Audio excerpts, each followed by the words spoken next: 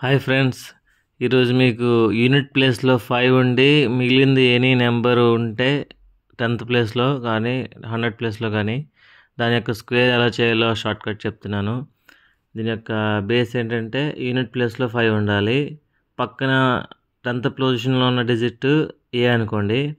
అప్పుడు answer last 2 digits 25 వస్తుంది. దాని పక్కన స్టార్టింగ్ 2 డిజిట్స్ ఏ ఇంటూ ఏ ప్లస్ 1 అంటే ఇప్పుడు 15 స్క్వేర్ ఉందనుకోండి, 25 వేసేయండి చివర. 1 దాని నెక్స్ట్ నెంబర్తో మల్టిప్లై చేయండి. 1 ఇంటూ 2 225. సేమ్ 25కి చివర 25 వేసేయండి. 2 ఉంది కాబట్టి 2 ద నెక్స్ట్ నెంబరు 2 ఇంటూ 3 6. ఇక్కడ 25 వేసేయండి. 3 ఇంటూ 4 12.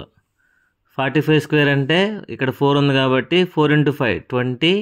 చివర 25 కామన్గా వస్తుంది అన్నింటికి. 55లో 25 వేసేయండి లాస్ట్లో. ఇక్కడ 5 ఉంది కదా, 5 ఇంటూ దాని నెక్స్ట్ నెంబరు 5 ఇంటూ 6 30 25. 65 స్క్వేర్కి చివర 25 వేసేసాం. 6 ఉంది కదా, 6 ఇంటూ 7 42.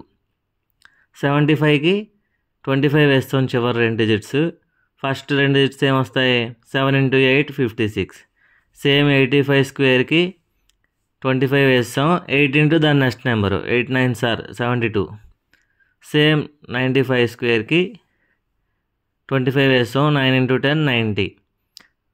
105 స్క్వేర్కి 25 వేస్తాం. ఇక్కడ 10 ఉంది కదా, ఇక్కడ 2 తీసుకోవాలి 1 పక్కన. 10 ఇంటూ 11 110. ఇక్కడ 115 స్క్వేర్కి 25 వేస్తాం. 11 12 వేసాం 132.